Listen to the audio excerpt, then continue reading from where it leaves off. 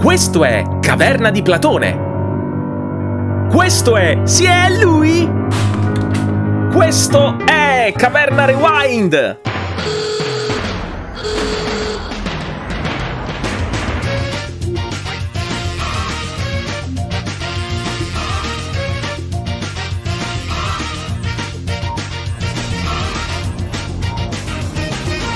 Come sempre.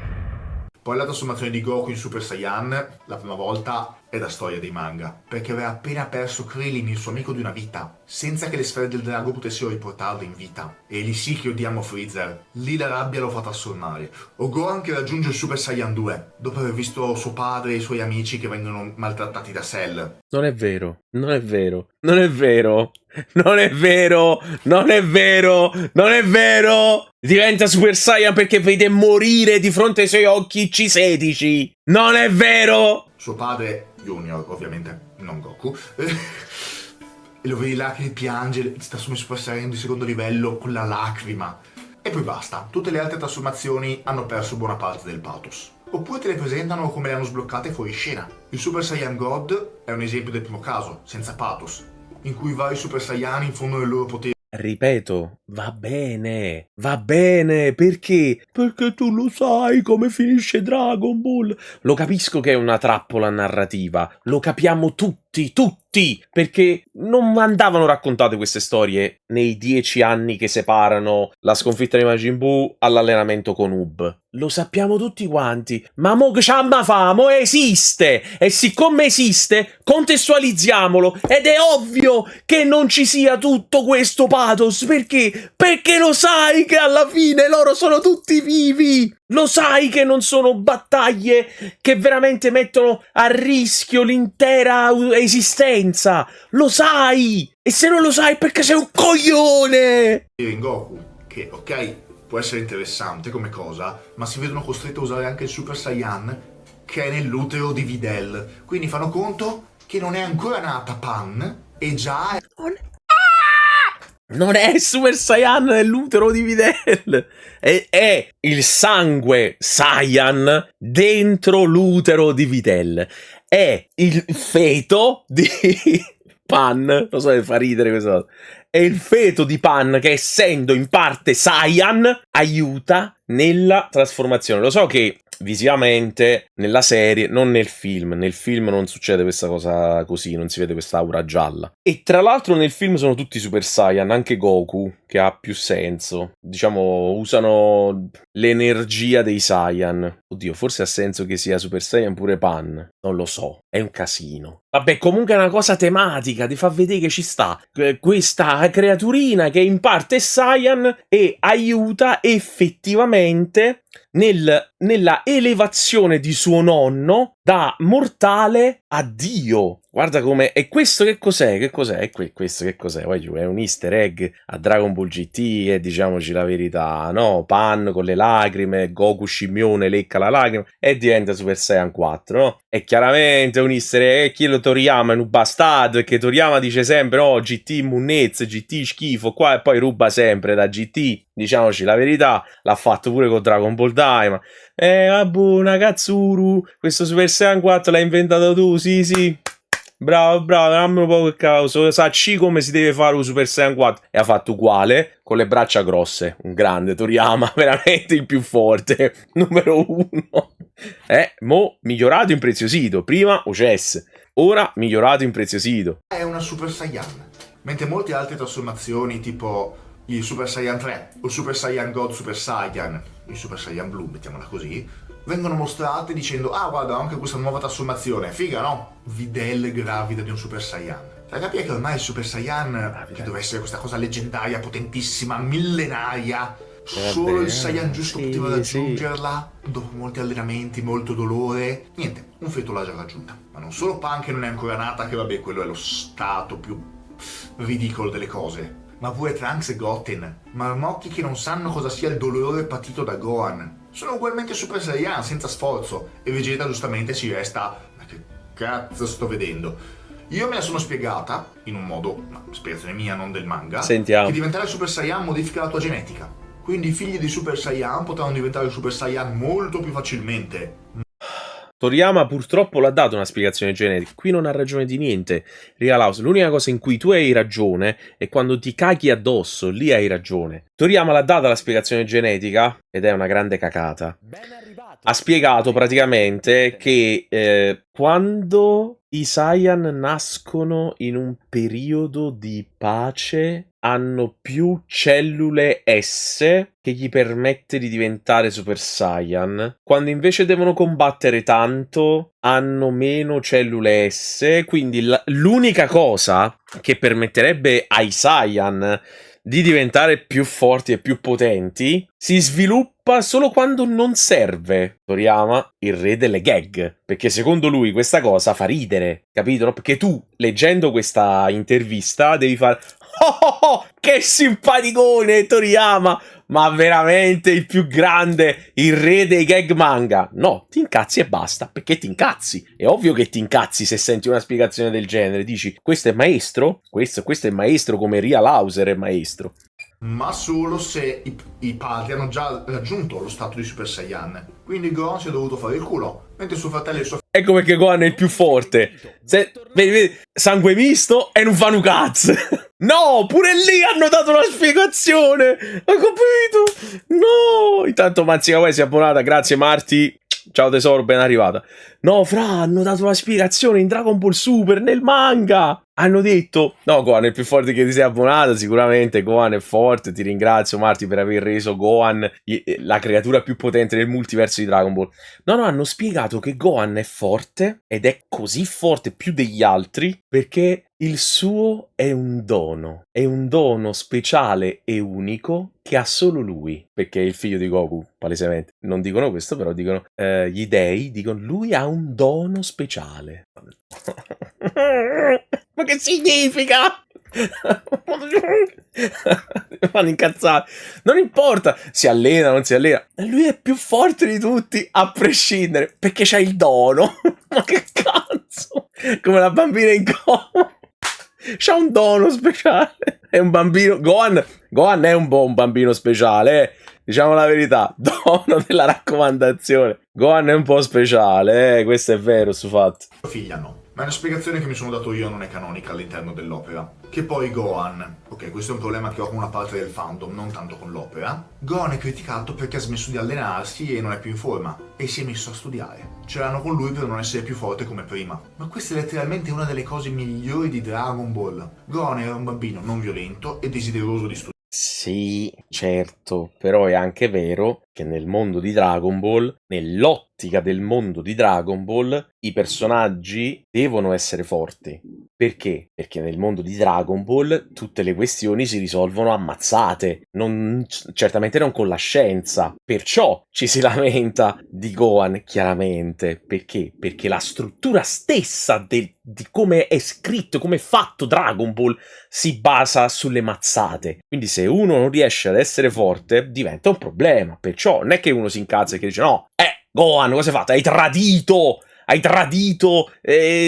No, noi non vogliamo che Gohan, diciamo, perda la sua unicità. Però, giustamente, nell'ottica del mondo di Dragon Ball serve che lui sia forte. Che poi è di nuovo, è quello che succede. Cioè, ma perché sta parlando senza cognizione di causa? Si vede Gohan che è un grande studioso, un grande scienziato, sta studiando gli insetti, è entomologo lui. E poi diventa Beast, diventa fortissimo. Cioè, fa tutte e due le cose. Oh, ma che vuole questo? Ma di che sta parlando? Studiare, ma con un potenziale enorme, ed è stato costretto ad allenarsi e a combattere per salvare la vita delle persone a cui voleva bene. Certo, Tutto perché in questo Dragon Ball fino a ci si raggiungere una condizione picchia. di pace e tranquillità che gli ha permesso di fare ciò che ha sempre desiderato fare: studiare, imparare, conoscere, trovarsi una ragazza, sposarsi, mettere su famiglia. Finalmente ha una bambina e può essere un padre migliore di quanto sia stato il suo padre biologico. Goku è un Saiyan con una buona Letteralmente dimostrato il contrario di questa cosa che non... Cioè, Gohan è esattamente come Goku. Tutti quelli che pensano che Gohan sia meglio di Goku devono in questo momento abbassarsi i pantaloni e sedersi su un pezzo di ghiaccio, possibilmente di forma cilindrica. Perché, ragazzi, voi non sapete leggere un fumetto per bambini e non sapete guardare un cartone per bambini. Pan viene rapita, Gohan non se ne accorge nemmeno. E sai perché? Perché è come il padre. Perché il padre è fissato per le arti marziali, lui è fissato per quei cazzo di insetti di merda. Loro sono uguali. E questo è il punto, è questo che rende la cosa divertente. Che padre e figlio sono veramente uguali. E infatti sono i due più forti di tutta la serie. Proprio pure perché sono fatti in questo modo qua. Sono uno lo specchio dell'altro. Ma di cosa sta parlando questa persona? Di cosa parla quest'uomo? Bontà umana, ma ancora un'indole combattiva. Gohan è parte anche umano, quindi sì, ha la bontà Terrestre. umana, ma anche la natura pacifica. Terrestre, Gohan supera un Goku umano non solo in terrestre. potenza, che poi vabbè, il padre lo risupera di nuovo, ma anche come persona e come sviluppo del personaggio. A livello di evoluzione Goku non va oltre l'inizio di Dragon Ball Z. Poi un'altra cosa, Dragon Ball si ispira sempre a se stesso, perché gli elementi delle saghe precedenti ritornano come se non le Di nuovo, un depensaggio vero, totale, completo. Cioè, alla fine del manga tu mi stai dicendo che Goku non supera il Goku di Dragon Ball Z? Cioè, dell'inizio di Dragon Ball Z? Cioè, noi stiamo parlando di un Goku che tenta di ricattare una divinità con delle foto pornografiche di Bulma. Che Goku non sapeva neanche dove era situata la fessa. Goku non lo sapeva dove era, fino a quando Cici non ha alzato la gola e ha detto guarda sta qua, devi mettere il cazzo qua dentro, se no Gohan non esce, la storia non va avanti. Goku, da persona cresciuta sulle montagne, che non sa niente, diventa un uomo civilizzato, capace pure di questo tipo di sotterfugi. Capire? Cioè, una persona che era proprio l'emblema della purezza diventa capace di un po' di impudicizia. Cioè, tu mi stai dicendo che questo è un personaggio che non è mai cresciuto, che non è mai cambiato, che è sempre uguale a se stesso? E alla fine poi si rende anche conto di dover lasciare spazio alle nuove generazioni, che poi è anche il motivo per il quale Dragon Ball Super esiste solo in quei 10 anni, perché Goku dopo quei 10 anni parte per allenare Ub, sì per avere la rivincita, ma perché lo sa che lui deve diventare un maestro, perché lo sa che poi, prima o poi, lui finisce, lui non è immortale, il tempo arriva anche per i Saiyan, per quanto loro siano più giovani rispetto agli altri, no? Lui è Vegeta. Il tempo arriverà prima o poi a bussare alla loro porta e dire ti sei fatto vecchierello, adesso non ce n'è più. E allora lui deve fare il maestro. Cioè, mi stai dicendo che questo è un personaggio che non cambia? Signore, a me mi cadono le braccia, anche le palle mi rimbalzano. avessimo mai visti. Ci arriviamo dopo al perché si comportano in questo modo, ma allo stesso tempo si abbassa a prendere spunto da quello che sta andando di voga in quel momento. Io mi ricordo il torneo del potere, Come sì? che c'era Sì, il dio della istruzione con l'angelo, non devi dargli ragione. quindi il pagliaccio e l'altra tizia, perché era appena uscito Suicide Squad al cinema nel 2016 appunto, quel film che poi è stato detto da tutti, ma c'era la partita sulla cresta dell'onda, tutto quanto è successo, giochi da Harley Quinn, e anche Dragon Ball ha voluto mettere quella roba là. Dragon Ball che si abbassa a ispirarsi a Suicide Squad, davvero tragica come cosa. Ma cosa vuol dire si abbassa a ispirarsi? Toyotaro, grande fan dei fumetti americani, ha pensato, sai che faccio? Mo ci metto questa citazione a Joker e Harley Quinn. Non è che si abbassa, poi sono personaggi che comunque nell'estetica ricordano un po' Joker e Harley Quinn, ma poi sono completamente diversi, cioè non è che sono dei personaggi che fanno quelle robe là o comunque sono dei copycat, sono proprio cioè veramente ispirazioni, ma come Toriyama ha sempre fatto pure dal cinema, preso personaggi del cinema, allora dovrei dire Toriyama, ti sei abbassato a copiare Schwarzenegger in qualsiasi dei suoi film, Terminator, qualunque film di Schwarzenegger, per fare il sergente Metallic. Come ti sei permesso? Uomo di niente. Cioè, Superman, Toriyama, Superman è niente, perché poi Toriyama, a differenza di Toyotaro, certe volte ha proprio copiato i personaggi, tipo ci sta il poliziotto di Arale che è letteralmente uno Stormtrooper, cioè non è che sembra, è uno Stormtrooper preso e messo dentro il villaggio pinguino.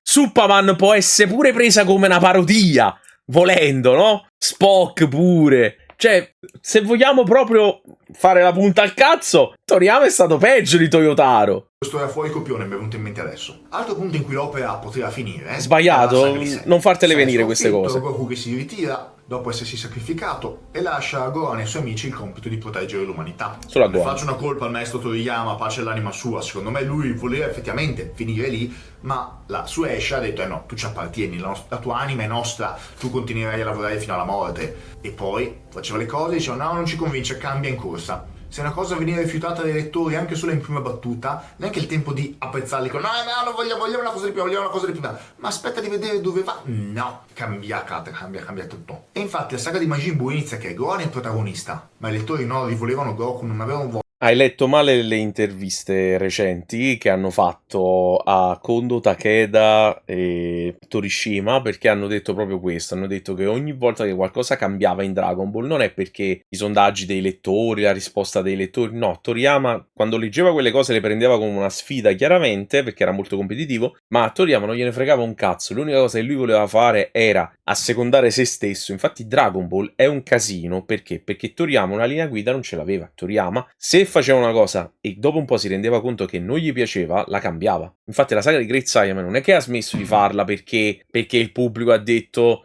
non ci piace, Gohan, eroe. Probabilmente sì, ci sarà stato pure qualcuno che l'avrà pensato, ma Toriyama li ha bruciati sul tempo perché ha fatto 4-5 capitoli e ha detto Boiano burdello, perché devo disegnare troppi palazzi, troppe macchine, troppa gente, no, lascia stare, è una stronzata, ho avuto una pessima idea, boom, si cambia. Sì, perché lui così era, perché voleva sorprendere, ma secondo me era pure un grande egoista perché voleva sorprendere prima se stesso. Vediamo se so fare una cosa meglio di quello che ho fatto ieri, e poi conseguentemente sorprendeva il pubblico. Voglia di imparare ad amare anche Gohan, che se non l'hai amato nelle saghe precedenti non so che dirti, e quindi sono stati costretti a far tornare Goku, anzi Toriyama è stato costretto, e poi da lì il processo che diceva ogni saga è uguale alla precedente, continua ripetizione dell'uguale. Alla fine è stata creata la formula che può ripetersi all'infinito, o meglio, finché continuerà a vendere. E con le generazioni che si rinnovano, a tutte sembrerà di aver vissuto. Comunque non è mai vero questo. Modena Centro tornato, sei stato sbloccato. Comunque non è mai vera questa roba qua, perché l'unica volta che davvero le cose si ripetono, secondo Toriyama, è stato proprio saga di Freezer e saga di Cell. Lui riteneva che le cose si ripetessero, cioè proprio lo schema del nemico a step che si trasforma e diventa sempre più forte. Quella è l'unica cosa secondo cui Toriyama c'è stato effettivamente una ripetizione. Direte, ma pure Majin Buu fa degli step? No, è diverso perché queste sono precisazioni da azzeccanti di merda, perché Freezer e Cell sono preimpostati per fare quella cosa là. Nel caso di Freezer è al contrario, cioè le sue forme, cioè lui è nato prima piccolino e le sue forme servono a contenere il suo potere, e quindi lui lo fa al contrario. Cell deve necessariamente assorbire 17 e 18 per diventare l'essere perfetto. Majin Buu invece, chi tocca tocca. Oggi acchiappa a questo, se lo zucca e prende quei poteri, quelle caratteristiche, c'è una fusione, se la suca e diventa come quella fusione. Poi la fusione dentro di lui si sgancia, perde quelle caratteristiche. Cioè è una cosa diversa rispetto a Freezer e Cell. Non è la stessa cosa. No. Vissuto un momento epocale della storia di Dragon Ball. La mia generazione e quella sentiamo potrebbero dire abbiamo visto Dragon Ball trasformarsi in Super Saiyan per la prima volta. La generazione dopo la mia dirà ma io l'ho visto ottenere l'Ultra Istinto. E nel frattempo quello che viene voleva dire Goku. Importanza, perché ce lo fanno dimenticare così che possono riciclare le stesse idee, riutilizzarle nelle nuove saghe, così quelli che non l'hanno mai visto dicono guarda che bella sta novità, non l'ho mai vista. Quelli che l'hanno già vista dicono che nostalgia, mi ricorda i miei tempi in cui bla bla bla. Ormai tutto quello che avviene prima dell'arrivo di Radish non se lo ricorda più nessuno. Non si ricorda che Goku e Junior erano nemici, e chi si ricorda che erano nemici non si ricorda per che cosa erano nemici. Ma anche tra quei pochi, non so quanti si ricordano che il trio Kyuto. Su questo sono d'accordo, sempre tra molte virgolette, ma è perché maggior parte della gente la DB Saga o OG, o come la volete chiamare, la parte iniziale di Dragon Ball, non è né tanto attraente quanto la parte successiva, che nell'anime si conosce come Z, e questo è un dato di fatto, perché, Wagyu, ci sarà un motivo se la gente si ricorda più i Super Saiyan che gli scimmioni, che i tornei di arti marziali, ci sarà un cazzo di motivo, cioè quella roba è più divertente da vedere.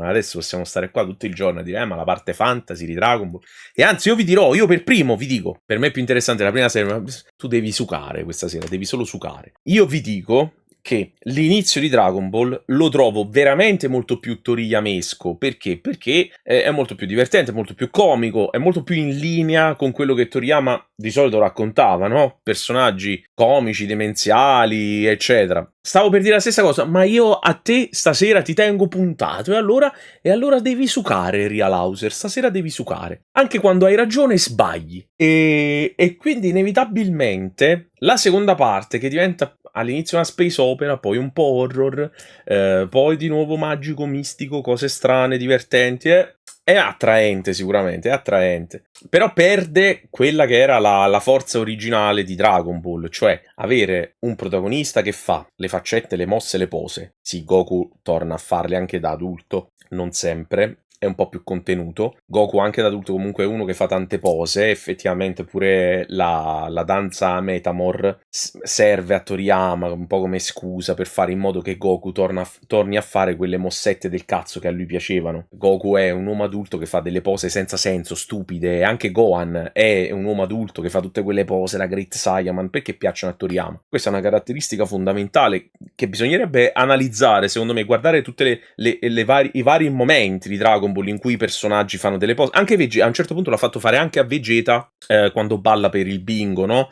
Nella battaglia contro Beerus. Proprio a Toriyama piace questa cosa qua, quindi è una cosa che lui recupera. Però chiaramente quando Goku è bambino gli fa fare molte più mosse, molte più faccette, perché è bambino, simpatico, divertente. E con Goku bambino funziona molto di più, ovviamente. È sempre tutto molto mistico, ispirato alle leggende, al folklore. È qualcosa che sa di Giappone, che sa di Asia, sa di Oriente.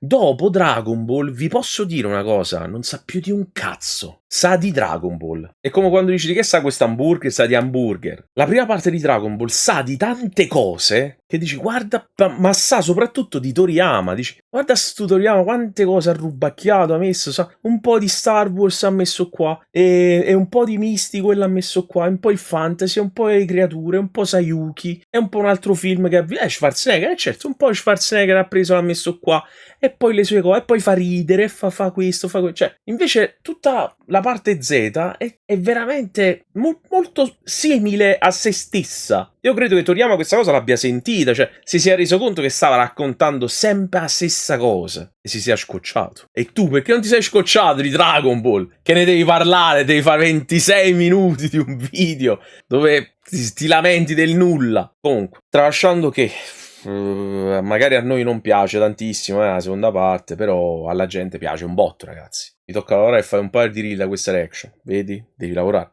Cioè, capì? Fanculo Dragon Ball, da oggi si fa di Dark Souls. Cominciamo a fare solo approfondimenti su Dark Souls. Dicevo, per quanto a noi magari non piaccia la seconda parte, in realtà la gente diverte. Cioè, diverte vedere queste cose. Diverte vedere i livelli di potere. Diverte vedere i cattivi a step. Diverte vedere questo tipo di ambientazione. Fantascienza, pianeti, alieni, horror, mostri, creature magiche.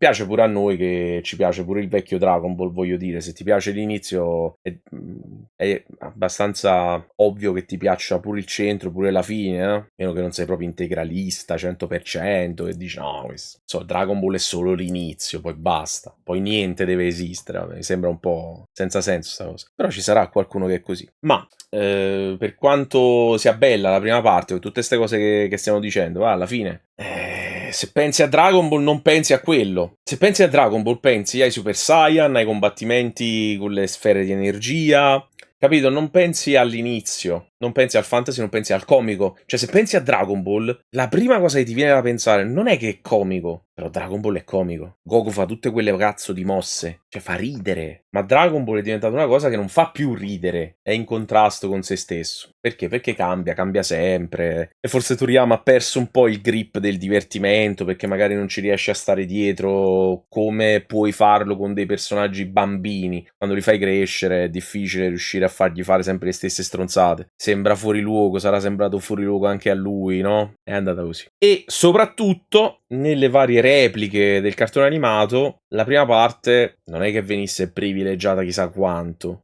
diciamoci la verità. Quante volte abbiamo visto la seconda parte di Dragon Ball e la prima? Boh. È anche più corta, sarebbe anche più facile guardare la prima parte, perché la seconda parte sono quasi 300 puntate. Invece la prima, vedi come dice Shinos, la davano o in seconda serata o prima mattina. Era difficile recuperarlo bene bene bene. La seconda parte è chiamata anche Qual è il mio destino Dragon Ball? Fun fact incredibile, si chiamava What's My Destiny Dragon Ball perché non avevano i diritti per titolarlo Dragon Ball Z, che invece appartenevano a De Agostini. È la bambola di ceramica che Shinane Yaozi o Tenzing Riff, a seconda della traduzione, erano nemici a loro volta di Goku e Krillin, o che Yamcha o Yamko, che dir si voglia, ma ancora di diventare un meme dell'internet, era un cattivo e anche spietato e molto potente, metteva in difficoltà Goku. Lonely You, Sabaku no Yamcha.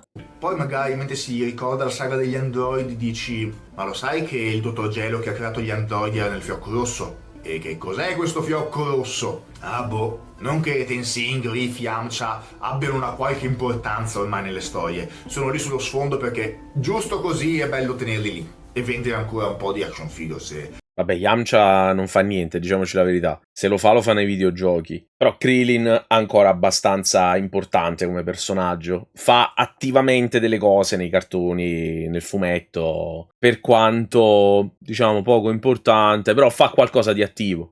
C'è qualcuno che le compra. Personaggi sullo sfondo oppure sacchi da box per i cattivi per farci capire più o meno la loro potenza. Solo che la potenza, per quanto sia a me la cosa principale di Dragon Ball, cioè devi essere più potente di uno per poterlo sconfiggere, non esiste che usi l'astuzia per trovare un sistema, quindi la potenza è così cardine, ma ormai è irrilevante ed è senza senso all'interno di Dragon Ball. All'inizio c'era un modo di valutarla effettivamente, vedendo una controparte Forse questo è vero per una buona parte di Dragon Ball Z, ma neanche tanto. Cioè, nel senso, anche in Dragon Ball Z, o comunque nella seconda parte di Dragon Ball, ci sono delle tecniche che ti permetterebbero di vincere anche se non sei forte tanto quanto il cattivo, tipo la Genkidama, no? Per dire. Quindi anche lì, diciamo, certo, serve sempre una tecnica, un colpo, non è che lo fai proprio con la strategia, però, ripeto, cioè, Dragon Ball è un manga fatto di questo, cioè, più si menano, più sono capaci di menarsi, più sono capaci di usare una tecnica forte, più è probabile che vinceranno. Fisica. Riusciamo a sollevare questa roccia?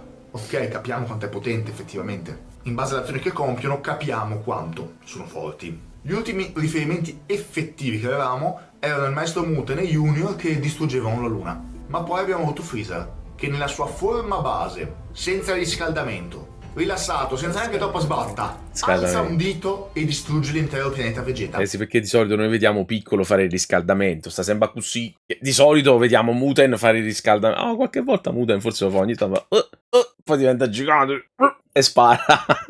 Forse Muten sì, lo fa il riscaldamento. E rimangio quello che ho detto. Poi a tutte quante le varie trasformazioni che diventano via via sempre più potenti, mentre combatte sul serio si impegna, e alla fine viene battuto dal Super Saiyan di primo livello. Solo che ormai il Super Saiyan di primo livello è più che superato. Ormai non abbiamo più un riferimento assoluto al potere dei personaggi, solo un riferimento relativo. Se non riesci a sconfiggere qualcun altro, capiamo è sempre la stessa critica, basta! Allora dobbiamo impegnarci di più.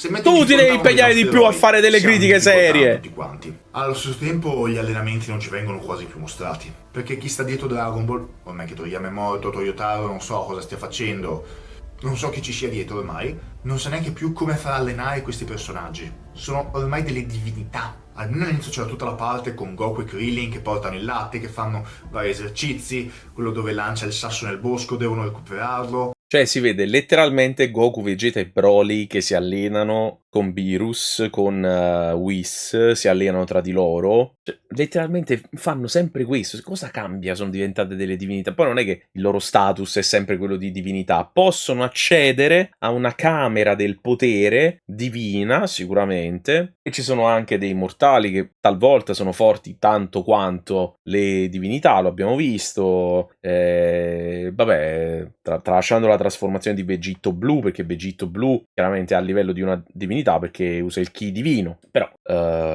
Jiren, Broly sono sicuramente forti tanto quanto delle divinità. Sono delle anomalie, diciamo, poi non fanno test, che sono 2 praticamente, però ci sono. La cosa che mi fa ridere è che tutti i manga che portano come esempio di più evoluto sono basati sulla stessa dinamica. Prima il protagonista è il novellino che usa il nulla per livellare, poi quota 100 usa le tecniche tramandate dal padre, dal nonno, dallo zio, dalle divinità di questo cazzo. I manga battle sono dei videogiochi e lo sono perché è semplice e divertente. Ma sì, infatti, diciamo, voglio dire, adesso sembra che quelli venuti dopo siano effettivamente più rilevanti per qualche altro motivo. No, cioè quelle caratteristiche non cambiano. Ripeto, cioè, magari ci sono storie tipo Naruto pone al centro di tutto i legami, i sentimenti, questo è molto bello, è una cosa che Dragon Ball non fa. Oppure One Piece pone al centro di tutto la libertà, ma la libertà intesa proprio in senso lato, non soltanto quella personale, ma proprio pure la libertà dal gioco di un cattivo di turno, oppure dal governo oppressivo, quindi comunque è una storia sociale più impegnata sicuramente. Però le battaglie, quelle sono. Certo, anche Dragon Ball racconta in qualche modo la libertà, racconta in qualche modo anche i legami, i sentimenti, ma proprio li tocca così, fa proprio una puntina così, assaggio, però a volte neanche inghiotte, proprio così sulla punta della lingua. Non è che si possa dire che sia un manga emotivamente o socialmente impegnato, poi comunque cioè, Dragon Ball non aveva questa necessità perché i lettori dell'epoca non è che fossero così smaliziati come lo sono oggi, né voglio dire che fossero di bocca buona e andasse bene tutto, perché comunque c'erano sicuramente storie valide, però Dragon Ball vale, cioè Dragon Ball c'ha una sua unicità, pure se era tutto sbagliato andava bene. Non sanno più cosa fargli fare per fare qualcosa in grado di allenarsi. A gravità 1000 passa, che anche lì la scienza ha dimostrato che non funziona, ma abbiamo detto Dragon Ball non è scientifico. Sì. Non è... Ma va, veramente! Questi volano, sparano luce dalle mani, diventano Super Saiyan, non è scientifico, ma non me ne ero accorto fino ad ora. Mannaia tutto, guarda, questa precisazione serviva, era necessario, se non la faceva nel video si poteva ancora pensare che forse qualcosa si poteva realizzare. Non è quello il problema, non è quello il problema. Meno male che non è quello il problema. Questo si è deteriorato ulteriormente. Però lo devi sottolineare. La saga di Sai che vi ho detto a me piace, ha introdotto questa roba che purtroppo ha distrutto tutto. È il posto che desidererei di più in una sessione d'esame per poter studiare quanto voglio. Ma non esiste, quindi pazienza. Praticamente un giorno qua fuori corrisponde a un anno lì dentro. Ma non possono entrare troppe persone alla volta e si può usare massimo 2 giorni a testa. Anche se poi entrambi questi limiti vengono bellamente ignorati. Un po' come il santuario di Dio o del Supremo, se preferite quell'adattamento, che doveva essere raggiunto solo dalla torre di Karin o Balzar, solo dai guerrieri più degni, e poi ci arriva Bulma con un razzo. Che poi Dio del Supremo era stupendo quando appariva, perché capivi che era la controparte malvagia del grande demone piccolo al Satan, e questa specularità mi ha fatto impazzire la prima volta che ho letto Dragon Ball. Ma ormai anche questo sta venendo dimenticato, come l'importanza dello stesso. Vabbè, queste ultime critiche, no? Cioè, voglio dire, Dragon Ball non è una storia che è così attenta a questi particolari. Sì, ci sono. Allora, vengono usate delle regole per convenienza, per portare avanti o rallentare la storia in un certo momento. Fissarsi sul dire, ma poi dopo non lo fanno più. Allora non abbiamo capito che cos'è Dragon Ball. Una volta un dio, quindi figura importante. No, è solo il dio della terra, non vale niente in confronto a tutti quelli che ci sono attorno. Cioè, ormai il Supremo non c'è più, è Dende il nuovo dio. Ma anche lui non è che abbia chissà quanto potere. È stato superato prima da Re Kaio, che doveva essere il signore supremo di tutto l'universo, e poi è venuto fuori che c'erano altri Re Kaio. E poi spuntano i Kaioshin, gli dei della distruzione, gli angeli, fino ad arrivare a Zeno, che è il signore supremo del multiverso. Non c'è nessuno più forte di lui. Sì, credici. Ci sono già cascato troppe volte. Mi sto sentendo male. Più forte di Zeno. Già ne abbiamo 2, quindi non può essere uno il più forte se sono 2. E tutte le teorie che noi fan ci avevamo fatti sono i più forti uguali. Cioè, se sono 2 uguali, cosa cambia? Cioè, non è che uno è più forte dell'altro. Chi è il più forte? Zeno. Chi è più forte? Zeno. se proprio vogliamo attenerci a dei limiti fisici, chi è più forte? Lo Zeno più veloce. Chi è più forte? Zeno, sono uguali. Chi è più forte? Cosa cambia? Che ce ne siano 2, 100, 3, 1. Cosa cambia? È lui il più forte. Io penso che alle volte le persone si facciano troppi problemi perdendo tutto ciò che è l'opera, per quanto possa essere ripetitiva, la copia della copia, perdendo tutto ciò che l'opera può, deve e vuole darti alla fine. Tranne che non sia una cagata epocale. Sono tutte più o meno gradevoli. Parere mio, che sono un appassionato di isekai, dice anime otaku. Sebbene siano tutti la copia carbone di quei 2-3 famosi, ma mi casano, che ci posso fare? Ma chiaro, se ci sta... A volte anche solo per guilty pleasure, però se ci sta qualcosa che funziona, funziona sempre. Aspettandoci chissà cosa di complicato, colpiscena, il gran sacerdote che è il padre degli angeli, in realtà è il cattivo. Cosa vuol dire? Ma queste erano le tue aspettative che sono state tradite dalla storia. Non è che adesso questo è demerito di Dragon Ball perché tu avevi delle aspettative diverse. Tutto questo abbiamo costruito sul nulla. E tutto questo è frutto del forzoso avanzamento di Dragon Ball nonostante la carenza di idee. Ho detto, sono andati a prendere da Suicide Squad, un film che adesso tutti quanti odiano, perché al tempo non è amato.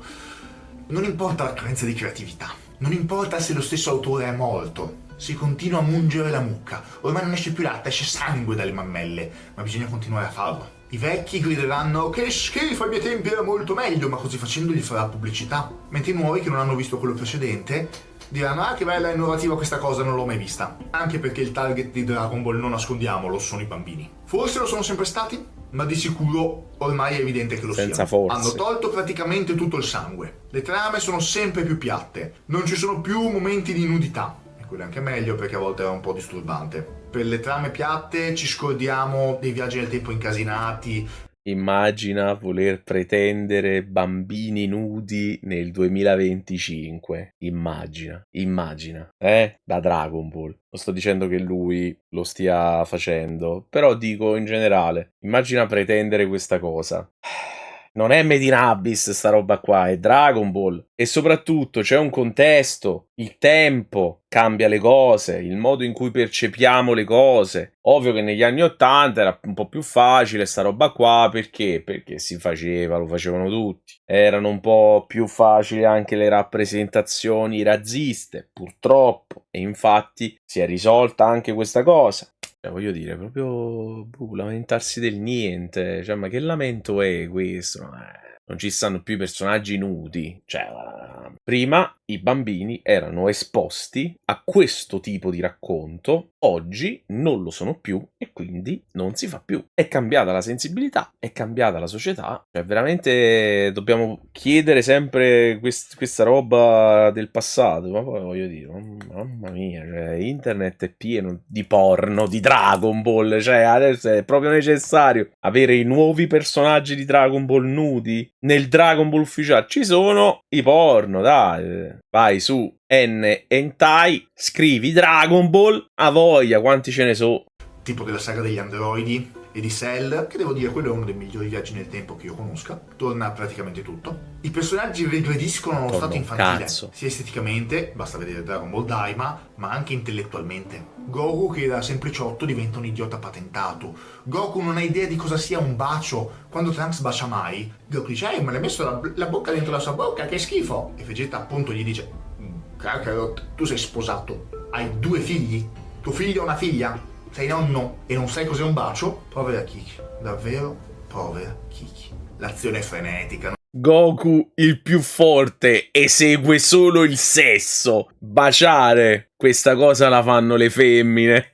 Vabbè, diciamo che quella non è stata una grande scelta da parte del team di Dragon Ball Super, in cui c'è anche Toriyama, diciamoci la verità, non proprio fantastica come cosa. Io faccio finta che a volte non sia accaduto, però purtroppo è successo. Purtroppo sì. Brutto, veramente un brutto e stupido modo per dimostrare che l'innocenza di un personaggio che ormai l'ha persa l'innocenza, non serviva sinceramente, però veramente una battuta senza senso quella. Vabbè, ha sbagliato. Non c'è spazio per dei dialoghi sensati, interessanti. Non sono più forte di te, no, sono più forte di te, diventerò più forte, supererò i miei limiti.